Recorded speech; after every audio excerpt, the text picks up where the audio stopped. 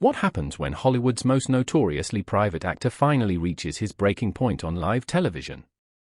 What we witnessed on The View was nothing short of explosive as Harrison Ford, known for his calm demeanor and measured responses, completely lost his composure in a way that left the entire studio stunned into silence.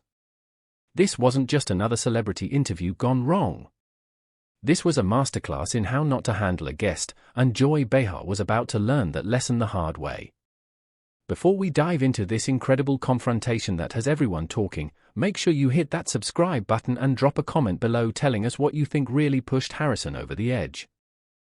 The morning started like any other at the View studios. Harrison Ford had arrived for what was supposed to be a routine promotional appearance for his latest film. The legendary actor, now in his 80s but still commanding respect in Hollywood, had agreed to this interview as part of his media tour. What nobody expected was that this would become one of the most talked about moments in daytime television history. As the cameras rolled and the show's familiar theme music faded, the panel of hosts sat ready at their curved desk. Whoopi Goldberg offered the standard warm welcome that viewers had come to expect. But there was already an undercurrent of tension that seemed to emanate specifically from Joy Behar's direction. She had that look in her eyes, the one that regular viewers knew meant she was ready to stir the pot. "Harrison, thank you so much for being here." Whoopi began with genuine warmth. "We're so excited to talk about your new project." Harrison Ford, dressed in his characteristic casual blazer and jeans, nodded politely. "Thanks for having me," he replied in that familiar gravelly voice that had captivated audiences for decades. But before Whoopi could continue with her planned questions, Joy Behar jumped in with what would prove to be the first of many interruptions. "You know, Harrison, I have to ask, and I know our viewers are curious about this too. Why do you always seem so grumpy in interviews? I mean, you've got this reputation for being difficult with the press." The question hung in the air like a lead balloon. The other hosts exchanged uncomfortable glances, and you could practically feel the temperature in the room drop several degrees. Harrison's jaw tightened almost imperceptibly, but he maintained his composure. "I wouldn't say I'm grumpy, Joy. I just prefer to keep things professional and focused on the work." Harrison responded, his tone measured, but with a slight edge that anyone paying attention would have noticed. Joy, however, either didn't pick up on the warning signs or simply chose to ignore them. She leaned forward with that smirk that her critics knew all too well. "Oh, come on, Harrison. We've all seen the clips. You practically bit that reporter's head off last month when they asked about your flying. And don't even get me started on how you handled that poor interviewer who asked about Star Wars." "Those were different situations," Harrison said, his voice growing noticeably cooler. "And I think you're mischaracterizing what actually happened." Sonny Hostin, sensing the growing tension, tried to redirect the conversation. "Harrison, let's talk about your new film. The role seems really challenging and different from what we've seen you do recently." But Joy wasn't finished. In fact, she was just getting started. And what came next would prove to be the catalyst for everything that followed. "You know what I find interesting, Harrison? Here you are, this incredibly successful actor, but you seem to have such disdain for the very industry that made you famous. I mean, you've made millions from these big blockbuster franchises, and yet you act like you're above it all." The accusation was delivered with Joy's typical bluntness, but this time she had clearly crossed a line. Harrison's eyes flashed with something that went beyond mere annoyance. This was personal now. "I think you have a fundamental misunderstanding of what I do and why I do it," Harrison replied, his voice dropping to that dangerous quiet tone that anyone who knew him would recognize as a warning. "I've never claimed to be above anything. I take my craft seriously, and I expect the people I work with to do the same." Joy laughed. Actually laughed in a way that came across as dismissive and condescending. "Oh, please, Harrison. Craft. You point guns and fly spaceships. It's not exactly Shakespeare." The insult hit its mark. For a man who had spent decades honing his skills, working with some of the greatest directors in cinema history, and taking on roles that challenged him both physically and emotionally, to have his life's work dismissed so casually was clearly a bridge too far. "You know what, Joy? Harrison said, his voice rising for the first time since the interview began. I came here today to talk about a project I'm passionate about, something I've put months of work into, and instead you want to sit here and take cheap shots at my career and my character. The studio had gone completely quiet. Even the crew members who had been moving around behind the cameras had stopped what they were doing.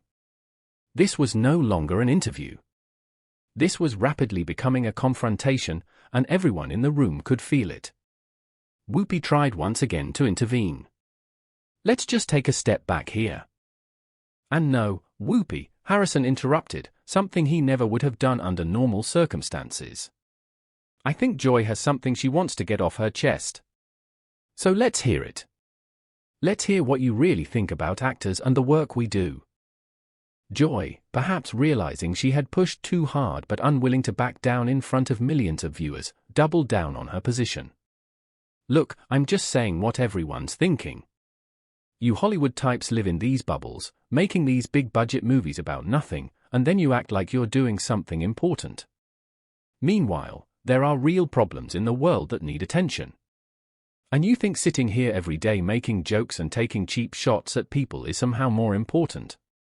Harrison shot back, his composure finally beginning to crack. At least when I do my job, I'm trying to entertain people, to give them something that might make their lives a little better for a couple of hours. What exactly are you contributing? The attack was direct and pointed, and Joy's face flushed red with anger. She had clearly not expected Harrison to fight back with such intensity. I'm informing people. I'm giving them news and perspective they need to make sense of the world. Harrison leaned back in his chair and gave Joy a look that could have frozen water. Is that what you call this? Information? Because from where I'm sitting, it looks more like you're just trying to tear people down to make yourself feel better. The words hung in the air like a live grenade with the pin pulled. Joy's face went from flushed to pale in seconds, and for perhaps the first time in her career on The View, she was momentarily speechless. But Joy Behar was not someone who stayed quiet for long, especially when she felt cornered. Excuse me, Joy said, her voice rising to match Harrison's intensity. I've been in this business for decades, Harrison. I was doing comedy and commentary when you were still pretending to be a carpenter between movie roles. Don't lecture me about contributing to society. Harrison's eyes narrowed dangerously. At least when I was a carpenter, I was building something instead of just tearing things down. And for the record, I never pretended to be anything. I worked with my hands because I needed to pay the bills, something you might not understand given your privileged position here. The other hosts were now visibly uncomfortable.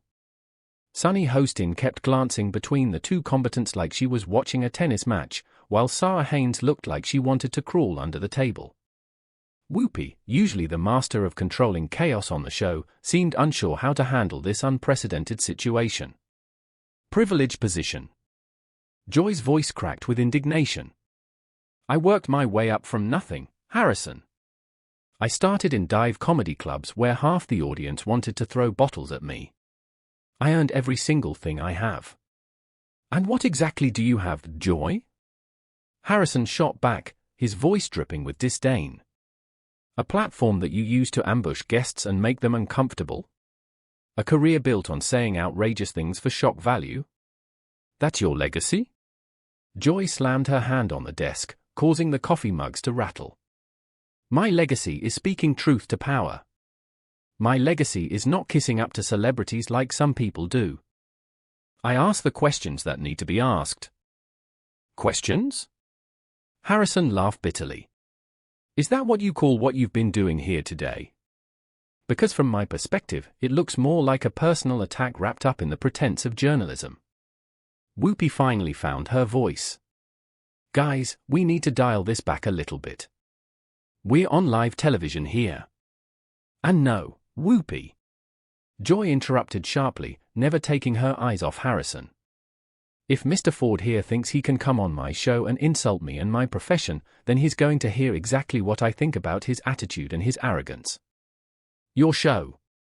Harrison's voice rose to a level that made everyone in the studio flinch. Your show. Last time I checked, this was called The View, not the Joy Behar Hour.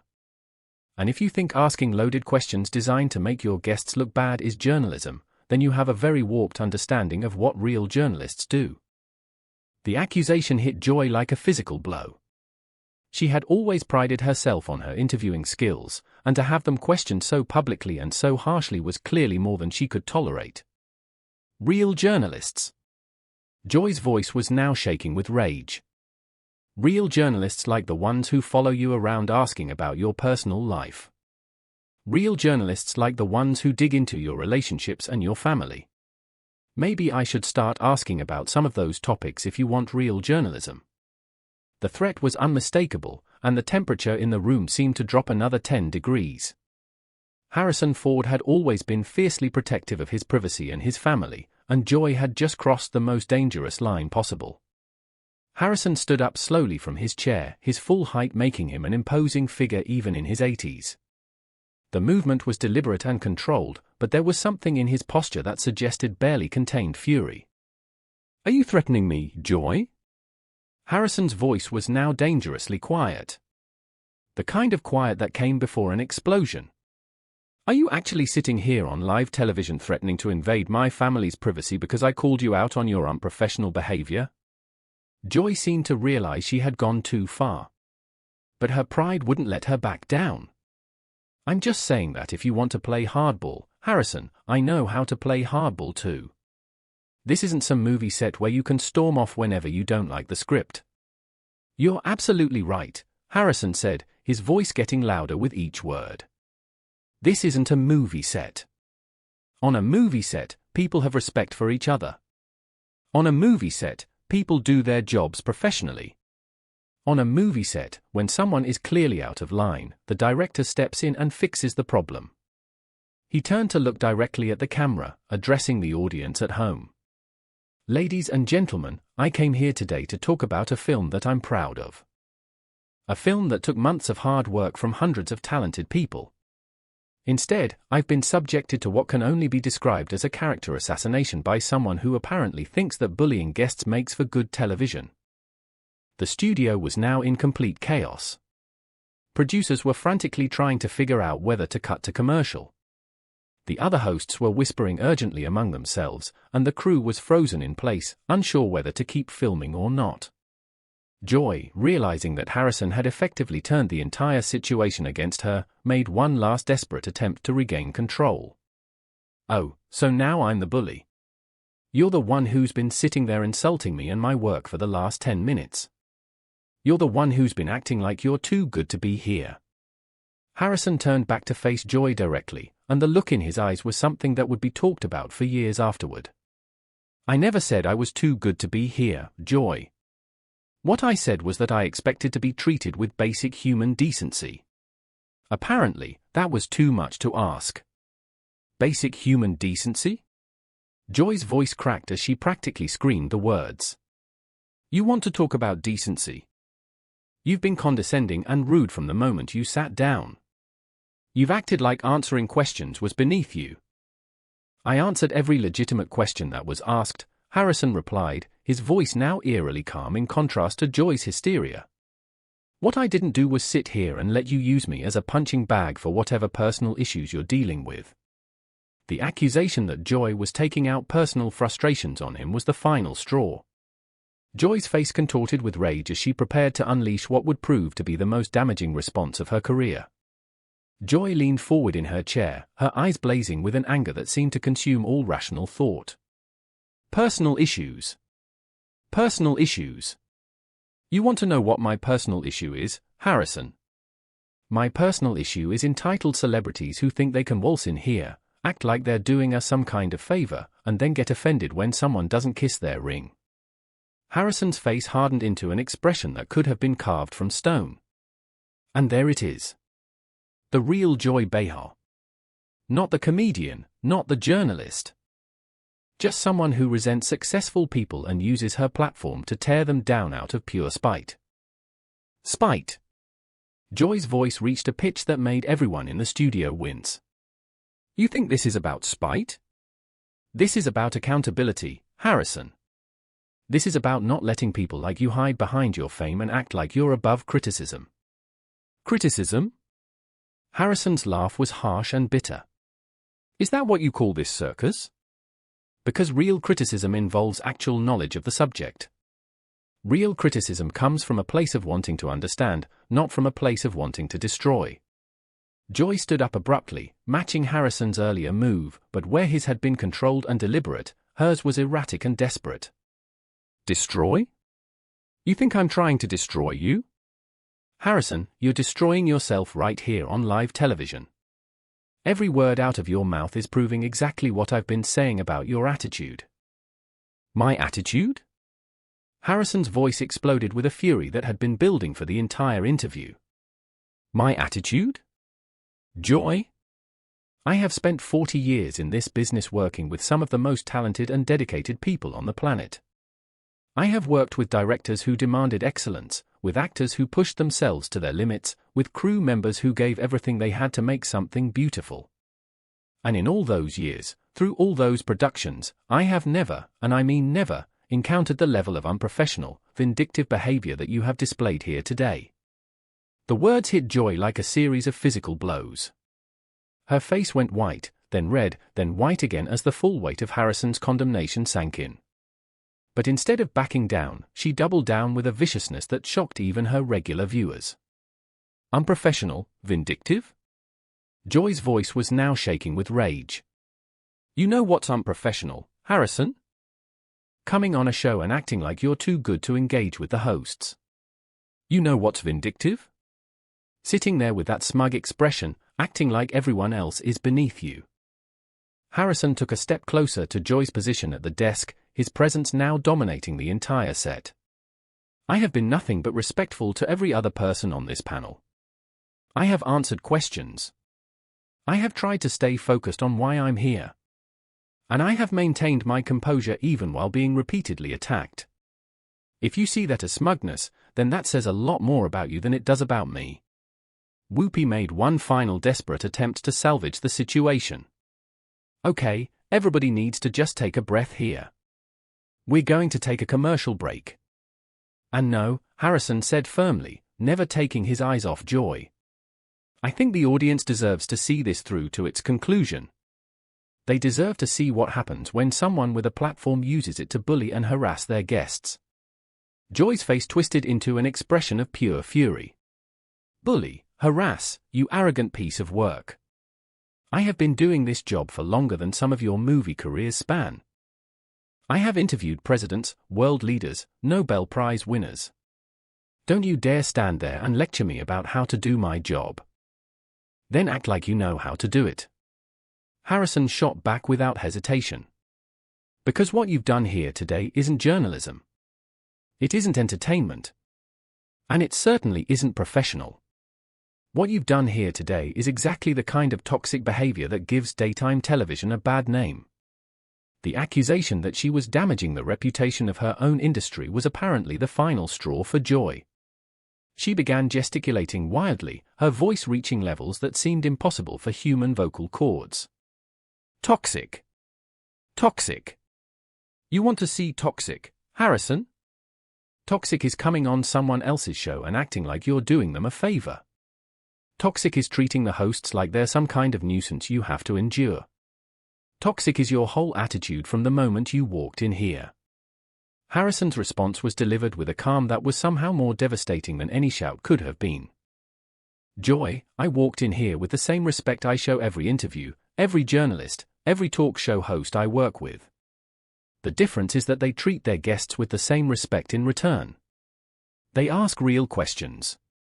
They listen to the answers. And they don't use their platform as a weapon to settle personal scores.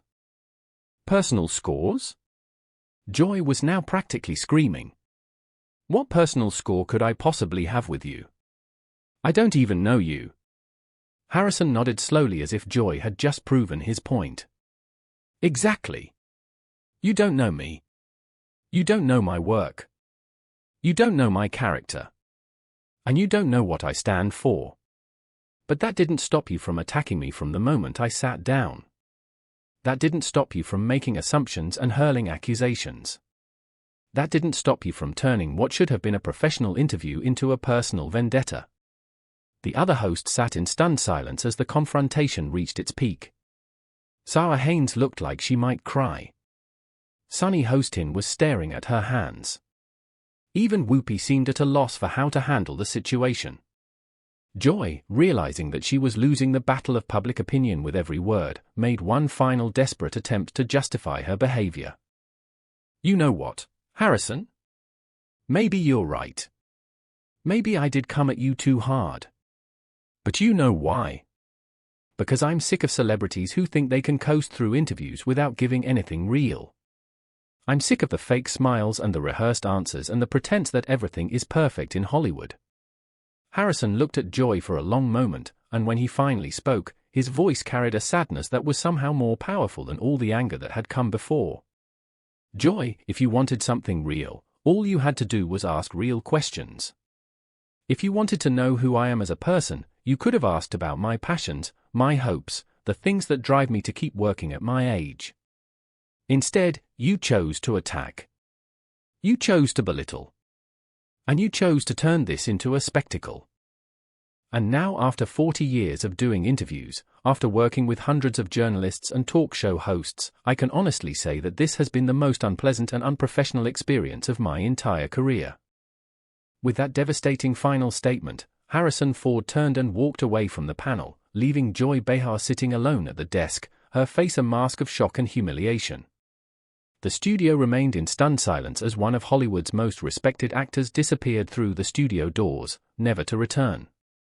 The confrontation that started as a routine celebrity interview had become something much more significant. A moment that would be analyzed and discussed for years to come, and a stark reminder of what happens when professional courtesy breaks down on live television. But here's where this story takes its most shocking turn. Because Harrison Ford walking off would have been dramatic enough. What happened next, however, would go down in television history as one of the most humiliating moments ever broadcast on daytime TV. Joy Behar, sitting alone at the desk, her face a mask of shock and barely concealed fury, suddenly snapped.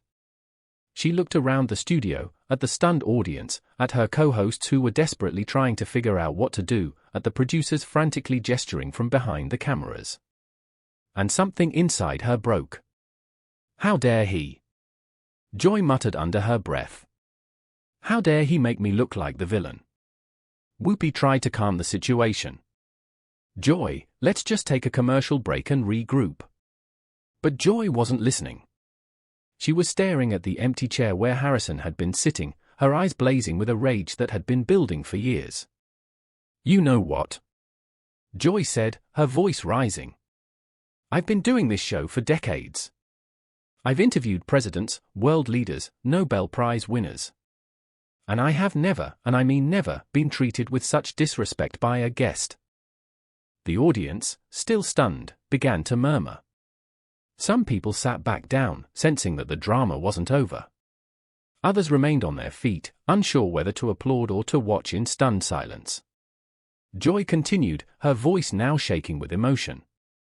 "He walks in here with his leather jacket and his grumpy attitude and his "I'm too good for this" demeanor, and everyone just falls over themselves to worship him. Meanwhile, I'm the one asking the real questions. I'm the one who's not afraid to challenge the narrative. And what do I get? I get called a bully. I get accused of being unprofessional. I get treated like I'm the villain of this story." Whoopi tried again. "Joy, I really think we should take a break." "No," Joy snapped. "I'm not taking a break. I'm done taking breaks. I'm done being the one who has to apologize for doing my job. If Harrison Ford can't handle a few tough questions, then maybe he shouldn't come on shows like this. Maybe he should stay in his little bubble where everyone tells him how wonderful he is. But here's the thing. His bubble is built on a lie. He's not the legend everyone thinks he is. He's a grumpy old man who's coasted on past glory for decades. And I'm tired of pretending otherwise."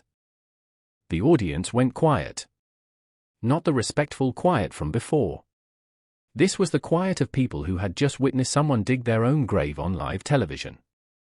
Joy seemed to sense the shift, but instead of backing down, she doubled down. "You want to know the truth?" she said, gesturing wildly at the empty chair. The truth is, Harrison Ford has been playing the same character for 40 years. The same scowling, grumpy, I don't want to be here character. And people eat it up because it makes them feel like he's authentic. But it's not authentic. It's a performance. It's a carefully constructed image designed to make him seem mysterious and brooding. But the world has changed. And people like him, people who refuse to evolve, they're the ones holding us back. He's not a legend. He's a caricature. He's a brand. He's a product. And I'm tired of pretending otherwise. The studio was now completely silent. Even the crew behind the cameras had stopped moving. Whoopi was staring at Joy with an expression that could only be described as horrified disbelief. Sarah Haynes looked like she was about to cry. Sunny Hostin had her head in her hands. And Joy, finally realizing that she had just said all of this on live television, seemed to freeze. The realization hit her like a freight train. She had just spent the last 5 minutes attacking one of the most beloved figures in Hollywood history. She had called him a caricature, accused him of coasting on past glory, dismissed his entire career as a performance. And the audience, the same audience that had been watching in stunned silence just moments earlier, was now staring at her with expressions ranging from pity to disgust. Joy opened her mouth, perhaps to try to walk it back, perhaps to double down even further. But before she could say another word, something happened that no one in the studio expected. From the wings, a voice called out. It was deep, gravelly, and unmistakable. That's enough, Joy. Everyone turned. Harrison Ford had come back. He was standing just off stage, his microphone still in his hand, his expression calm but unreadable. I was going to leave, Harrison said quietly. But I couldn't help overhearing what you were saying about me. And I thought to myself, Harrison, if you walk away now, she's going to keep talking. She's going to keep spreading this poison. So I came back to say one thing. He walked slowly back onto the set, his presence commanding immediate attention. The audience parted to let him through. Joy sat frozen in her chair, her face a mask of terror and humiliation. You can say whatever you want about my movies, Harrison continued, his voice still calm but carrying a weight that made everyone in the room lean forward. You can say whatever you want about my attitude, my demeanor, my reputation. That's your right. But don't you ever, and I mean ever, stand on a stage and dismiss the work of hundreds of talented people who dedicated their lives to making those films. Harrison paused, letting the words sink in. I spent my whole life being told I wasn't good enough, he continued. I was told I was too rough, too intense, too difficult, too everything. And you know what I did? I kept working. I kept pushing. I kept believing that if I could make just one person feel something, just one person escape their reality for a couple of hours, then it was all worth it. He looked directly at Joy. You sit here in your fancy studio with your fancy microphone and your fancy opinions, and you think you know what's best for everyone. But you don't know what it's like to be a young actor with nothing but a dream and a determination to succeed. You don't know what it's like to work your whole life to build something meaningful, only to have someone tear it down because it doesn't fit their narrow view of what a successful career should look like. So let me be very clear, Joy. I don't need your approval. I never did. And I never will. Joy's face was now a blotchy red mess. Her eyes were glistening with tears of rage and humiliation. She tried to speak, but the words wouldn't come. Harrison continued, his voice now carrying an edge that no one had ever heard from him before. You talked about accountability earlier. Well, here's some accountability for you. You've spent years attacking people on this show. You've made a career out of tearing others down to make yourself feel bigger. And the saddest part is, I don't think you even realize how small it makes you look. The studio was deathly quiet. You could hear a pin drop. Harrison took a step closer to Joy. I want you to look around this room, Joy. Look at your co-hosts. Look at the audience. Look at the crew. And ask yourself, who was really the bully here today? Joy opened her mouth, but Harrison held up a hand. No. I'm not asking you to answer. I'm asking you to think about it. Because the way you treated me today, the way you've treated so many guests over the years, that's not journalism. That's not tough love. That's just cruelty. And cruelty has no place in civilized conversation. Harrison turned to face the audience. I'm sorry you had to witness this, he said. But I'm not sorry I said what I said. Someone needed to say it. And sometimes, the people who seem the toughest are the ones who've had to learn how to survive. He turned back to Joy. I hope you find whatever it is you're looking for, Joy. I truly do. But I won't be a part of it. He looked directly into the camera one last time. To everyone watching at home, I want you to know something. I came here today to promote a film that I'm proud of. A film that means something to me.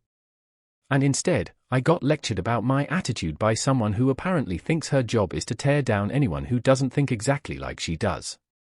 He paused, letting the words land. If you're watching at home and you've ever felt like the media doesn't represent you fairly, like they're more interested in creating drama than actually listening to what you have to say, then you just watched it happen in real time.